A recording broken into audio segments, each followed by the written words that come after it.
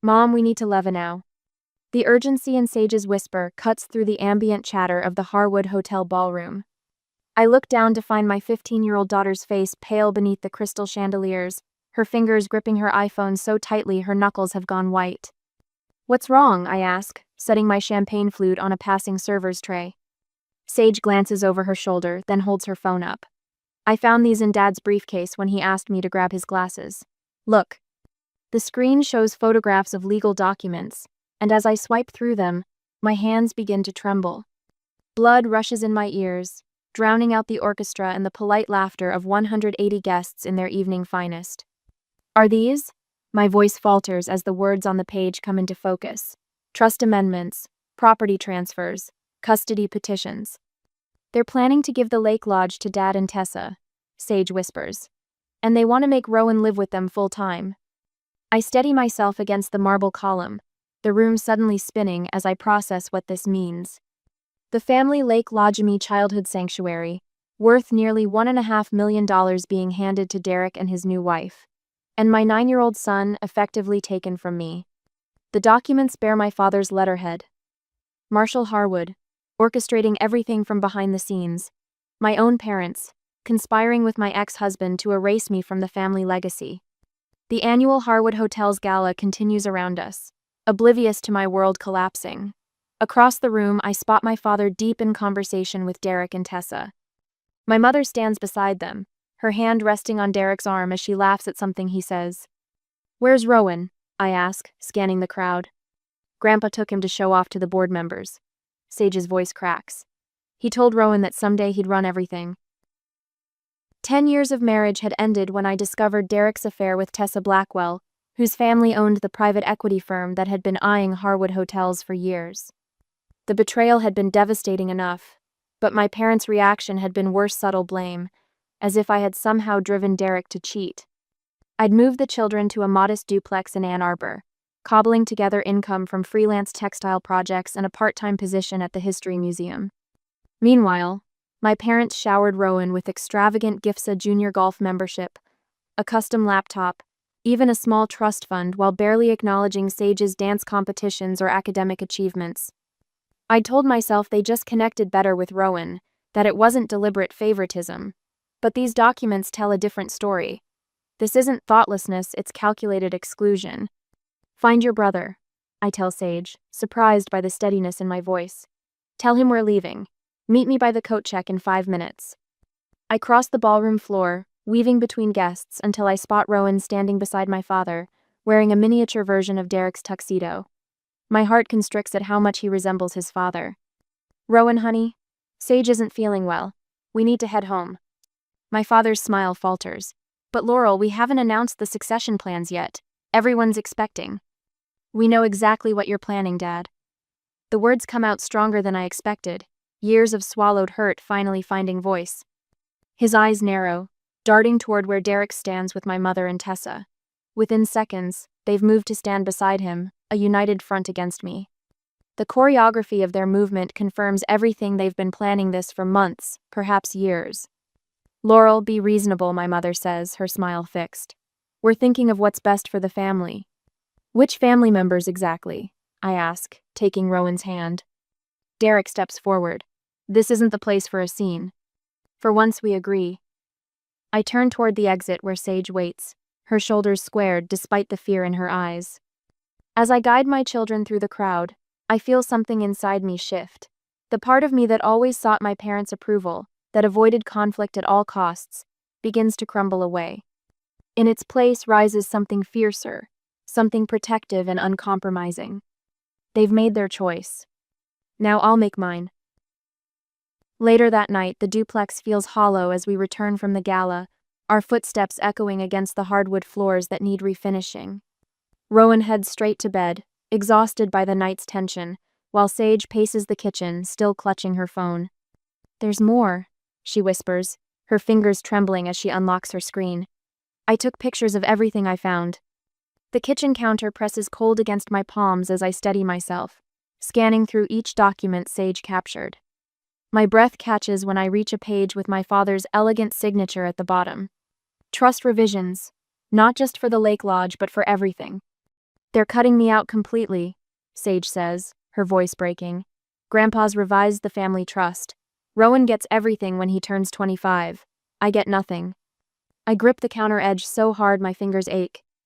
The implications crash over me like waves. This isn't just about property or custody. It's erasure.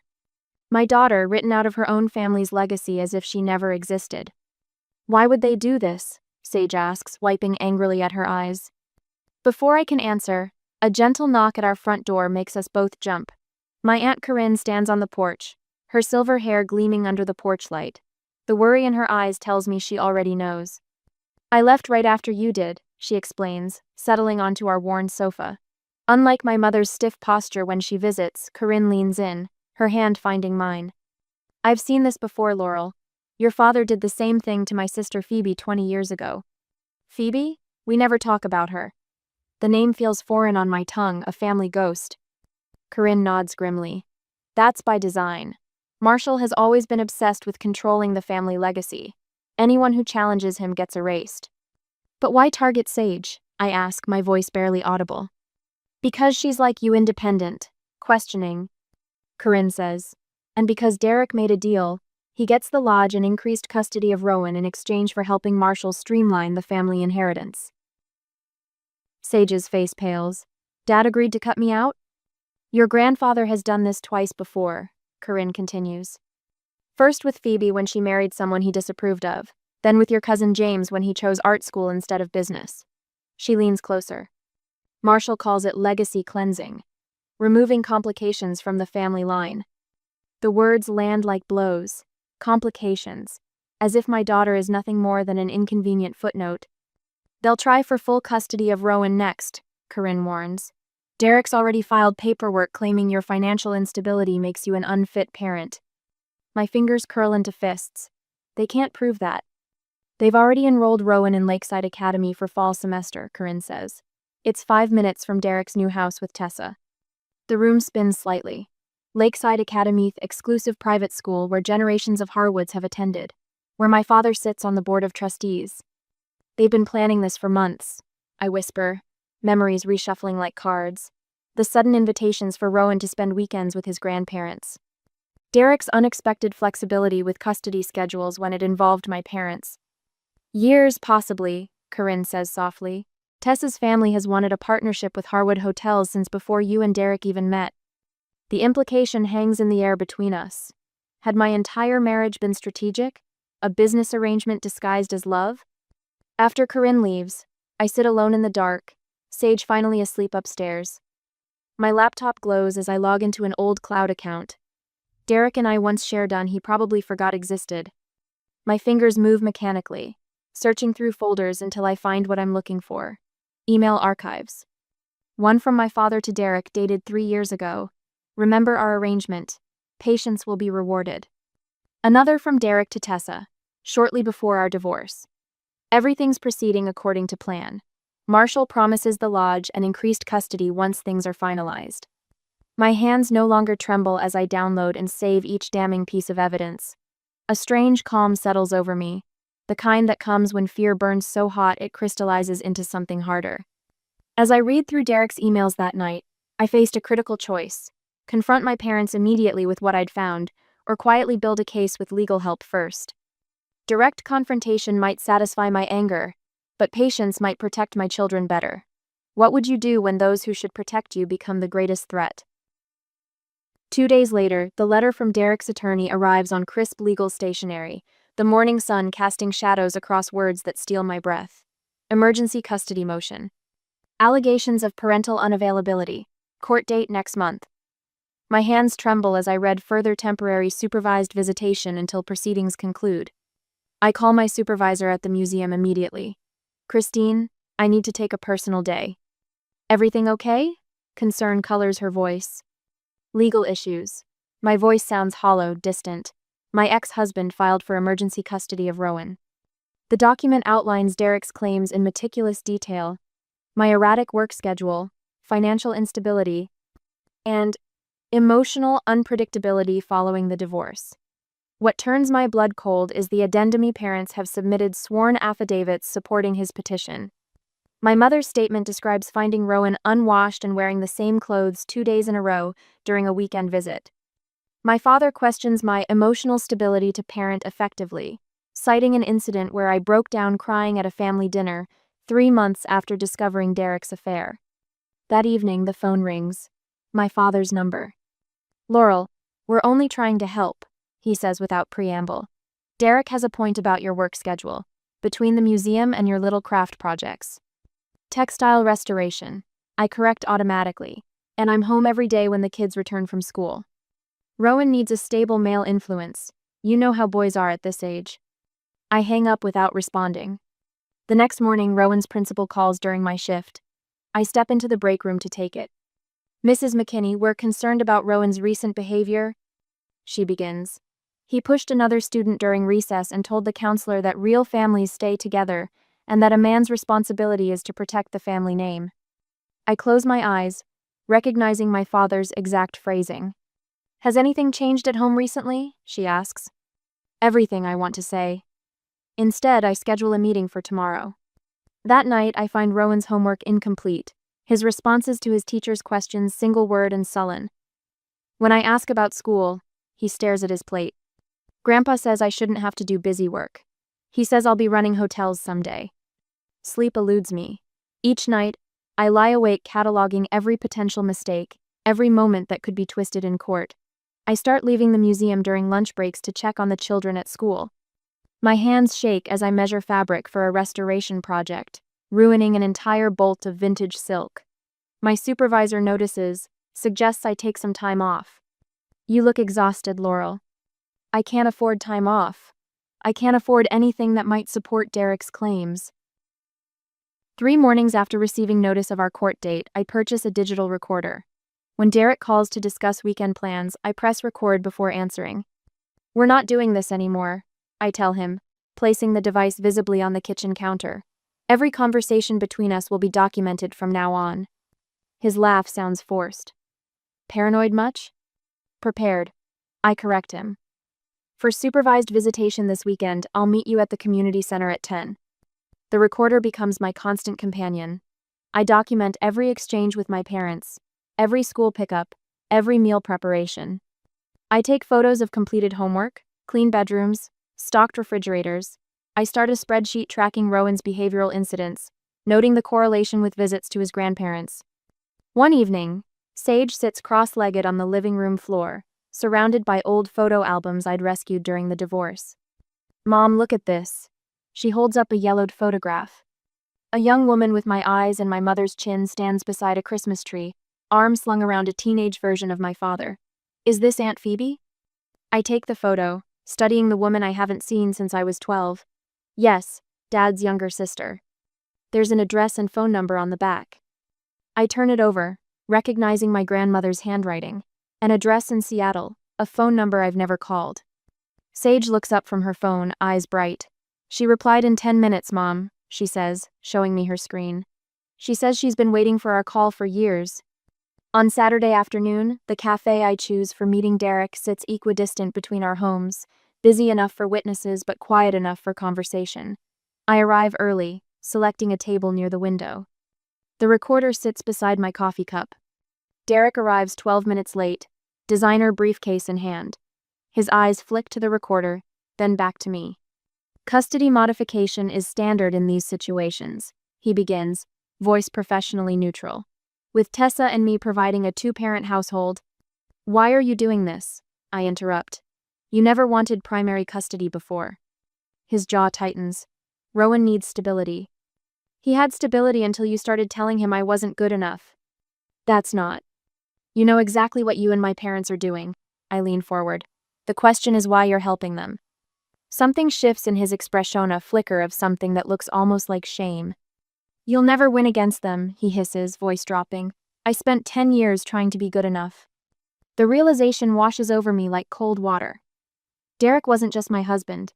He was their project, their attempt to secure the right kind of son-in-law.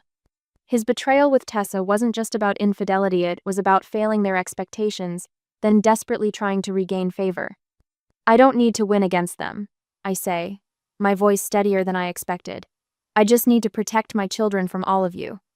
For the first time since our divorce, I feel something other than anger toward Derek, a complicated pity for the man still seeking my father's approval. 3 days later, the doorbell rings at 7 a.m. I open it to find a woman with silver-streaked dark hair and my father's sharp cheekbones. "Phoebe?" I breathe. I caught the first flight from Seattle. She envelops me in a hug that smells of unfamiliar perfume and familiar family. I brought everything from when they did this to me. At the kitchen table, she spreads documents chronicling her own disinheritance 20 years earlier. The same patterns, different decade.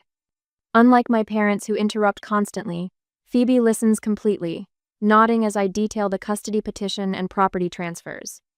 "Marshall hasn't changed his playbook in decades," she says, sorting papers into neat piles. Luckily, neither have I. With each passing day, I stand straighter, speak more confidently, think more clearly. When a colleague compliments my restored posture, I realize how long I've been physically diminished by doubt. After extensive research, I hire Monica Trujillo, an attorney with a reputation for battling wealthy families in custody disputes. She studies the recorded conversations with narrowed eyes. "They've made critical mistakes," she says, tapping one transcript. "And I heard from a colleague that Tessa's father is threatening to withdraw investment unless Derek exits the litigation." That evening, my phone buzzes with a text from my father. "Family meeting tomorrow, final chance to be reasonable." I look at Sage completing homework at the dining table, at Phoebe creating a timeline of evidence on my living room wall, at Monica's business card propped against a fresh pot of coffee. For the first time in years, I feel something like power. Next week, the leather chair creaks as I shift my weight, watching Monica Trujillo spread documents across the polished conference table. Our binder of evidence sits open between us, each tab color-coded and labeled in Sage's neat handwriting. Across the table, my father's attorney, a silver-haired man in a tailored suit, has stopped taking notes. His eyes dart between the documents and my father's increasingly rigid posture. "As you can see," Monica says, tapping a printed email chain, "we have documented evidence of Mr. Harwood and Mr. McKinney coordinating the transfer of assets specifically to exclude Ms. McKinney and her daughter from the family inheritance." She slides forward a timeline meticulously constructed over 3 sleepless nights. This pattern began approximately 16 months ago, shortly after Mr. McKinney's engagement to Miss Blackwell. My father's jaw tightens. The conference room feels suddenly airless despite its size. Sage sits beside me, back straight, eyes fixed on her grandfather with an unflinching gaze that makes my chest swell with pride. "These accusations are absurd," Derek interjects, tugging at his collar. "Laurel has always had an artistic temperament. Since the divorce, she's become increasingly paranoid about." "About what, Mr. McKinney?" Monica interrupts, her voice cool. "About your meetings with her father to discuss how custody of Rowan might be leveraged? Or about the fact that your new father-in-law has threatened to contest your prenuptial agreement unless this litigation is resolved quickly?" The color drains from Derek's face. My father turns toward him, eyes narrowing to slits. "What is she talking about?" My father's voice drops dangerously low. Monica slides another document across the table. "Mr. Blackwell's legal team contacted us yesterday. It seems he's concerned about potential negative publicity affecting their upcoming merger." My father snatches the paper, scanning it quickly. The vein at his temple pulses as he glares at Derek. For the first time, I see uncertainty ripple across my father's face, the dawning realization that his carefully constructed plan has a significant weakness: Derek himself. "We'll need a brief recess," my father's attorney announces, gathering his notes with trembling fingers. When they return 20 minutes later, my father looks 10 years older. He clears his throat and slides a document toward me. "We're prepared to maintain your current allowance if you'll accept the new arrangement quietly. It's a generous offer, considering the circumstances." I stare at the paper, noting the amount enough to ease the constant financial pressure, to ensure Sage could attend any college she chooses, to replace my aging car. The temptation knots in my stomach, warring with everything that brought me here today. Should I take the financial security and avoid a prolonged fight? Or stand firm knowing my children are watching how I respond to injustice? My thoughts are interrupted as the conference room door opens. Aunt Phoebe walks in, looking remarkably like my mother 30 years ago. Her presence sends a visible shockwave through my parents. "I believe I'm expected," she says, pulling out a chair beside me. My mother's face crumples. Phoebe, you don't understand. Actually, I understand perfectly. Phoebe opens her laptop. In 2003, you and Marshall orchestrated nearly identical legal maneuvers to remove me from the family trust. You claimed my lifestyle choices made me unfit to participate in the family legacy. She turns her screen toward the attorneys. I've documented every incident spanning 3 decades, including the disinheritance of Cousin Martin in 1996 for marrying someone you disapproved of. Monica stands, adding, "This establishes a clear pattern of manipulative control through financial means. Given these findings, we're prepared to pursue a fiduciary breach lawsuit unless a fair settlement is reached today." My father's attorney leans over, whispering urgently in his ear. The confident patriarch who ruled our family with absolute authority for 40 years suddenly looks cornered. "We only wanted what was best for the family name," my mother says, tears spilling down her cheeks. She reaches for a tissue, her perfectly manicured hands trembling. The hotels, the legacy, it all needs to be protected. "From what, Mom?" I ask quietly. "From me? From Sage?" "From mistakes," my father answers, but his voice lacks its usual conviction. His shoulders slump forward as Monica mentions potential tax implications of the trust manipulations. After a hurried conference, my father's attorney suggests moving to the mediation room to discuss settlement terms. As we gather our materials, I catch Derek checking his phone anxiously, no doubt receiving pressure from his new father-in-law. The walls are closing in on them, just as they once did on me. The difference is, I've learned to stand firm when what matters most is at stake. For the first time since this battle began, I allow myself to believe we might actually win. Marshall Harwood leans forward in his Italian leather chair, manicured fingers splayed across the polished conference table. My father's trademark confidence wavers as he slides a folder toward me. "A reasonable compromise," he says, his voice steady but his hand trembling slightly. "Sage receives a modest trust. You and Derek share the lodge, with his family having primary usage rights. This preserves everyone's dignity." Beside him, my mother dabs at her eyes with a monogrammed handkerchief, her gaze darting between me and the family portraits lining the mahogany-paneled walls of the Harwood legal offices. "Laurel, please," she whispers. "Your artistic talents are wonderful, but business matters require different capabilities." Derek checks his phone for the 3rd time in 5 minutes, his jaw clenched tight. The alliance is fracturing before my eyes. Monica Trujillo, my attorney, remains silent beside me. We anticipated this, their last desperate gambit before total surrender. "And Rowan?" I ask, though I already know. "He'll benefit most from Derek's guidance," my father replies. "The boy needs stability, structure, male influence." I absorb the familiar sting of these words. For years, they've been the background music of my life, the subtle message that I was somehow less than, incomplete, inadequate. But today, that music stops. I open my own leather portfolio, removing a document bearing the Harwood Trust Company letterhead. Monica had found it through Discovery, the smoking gun we needed. "This is an independent evaluation of my financial management since the divorce," I say, sliding it across the table. "Conducted by your own bank, Dad." My father's eyes narrow as he scans the document. "I've outperformed your selected financial advisors by 11%. I continue, my voice gaining strength with each word. "I've maintained perfect credit while establishing my business and providing for my children's needs on a fraction of what you consider necessary income." I place a second document beside ITT profit and loss statement from my textile business, now supplying custom work to 3 museums and a small but growing online clientele. "I'm not accepting crumbs from my own family table," I say, meeting my father's gaze directly. "My children deserve their birthright, both of them, equally." The conference room falls silent except for my mother's uneven breathing.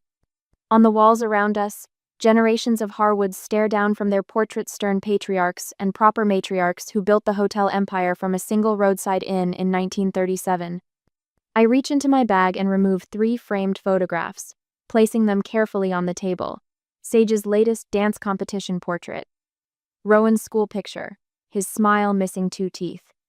And between them, a faded photograph of a young woman with my mother's eyes and a hesitant smile. "Aunt Phoebe," I say simply. My mother gasps, her hand reaching toward the photo before my father catches her wrist, pulling it back. But I've seen what I needed to see, the reflexive love. still there after all these years of enforced silence. For 40 years, you've decided who belongs in this family. I say, my voice quiet but firm. You erased Phoebe when she married someone you disapproved of. You've been systematically erasing Sage because she reminds you too much of her.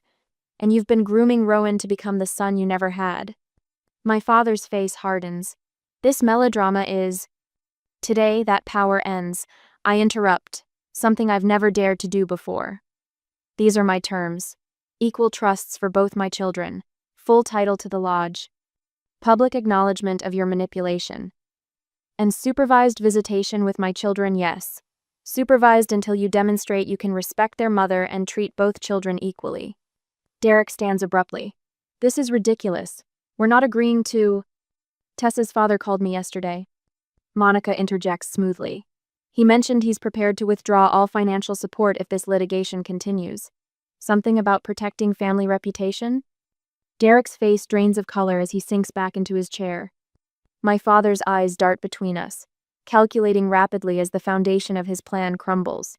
For the first time in my life, I see something unfamiliar in his expression: defeat. 30 minutes later, I watch as he signs the agreement, his fountain pen scratching across the paper with angry precision. Derek leaves without speaking, his shoulders rigid. Later, his attorney will contact Monica to accept 12 months of supervised visitation, citing travel commitments as the reason. As I gather my belongings, my thoughts turn to Rowan. How will I help him understand what's happened without damaging his relationship with his father? The question weighs heavily as I sign the final documents. When I step into the lobby, I find my mother waiting alone, clutching Phoebe's photograph to her chest like a precious artifact. Is she happy?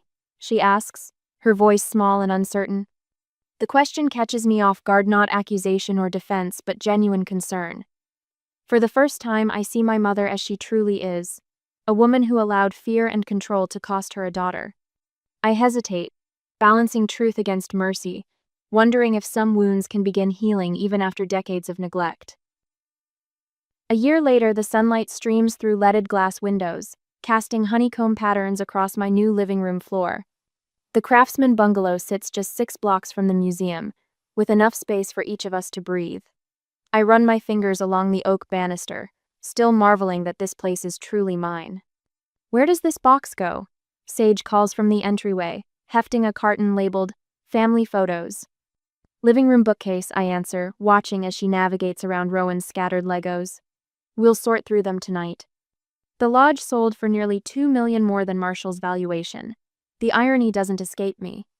Derek's manipulation backfired spectacularly when Tessa's father learned the full story and made a generous offer through a subsidiary company. The proceeds funded this home, college accounts for both children, and seed money for Harwood Heritage Textiles, my now thriving business creating custom fabric installations for boutique hotels. I no longer check my phone for messages from my parents before making decisions. Our family photos now include Aunt Phoebe, her wife Clara, and their twin boys.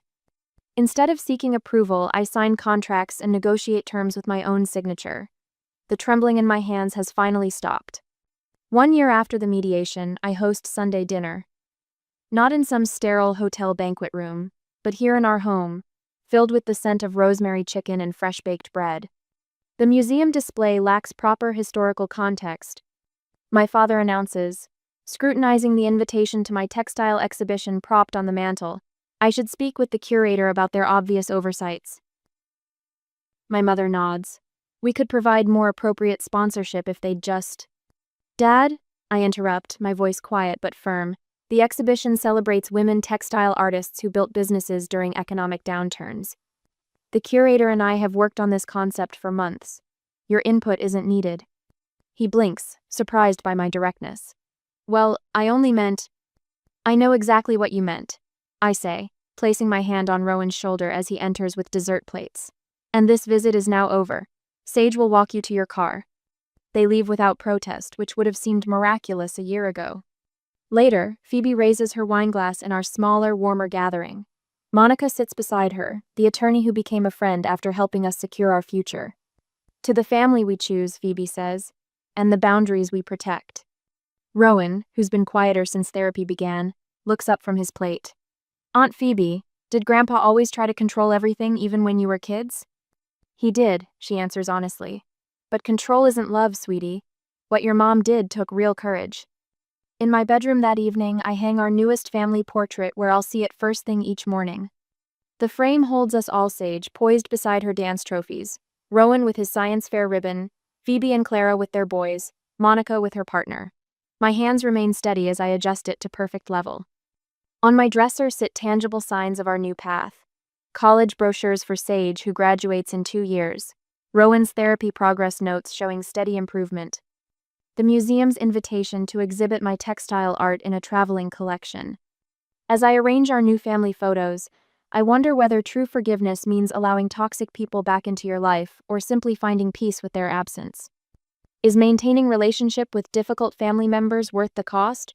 Or is sometimes the healthiest legacy we can create one that begins with us?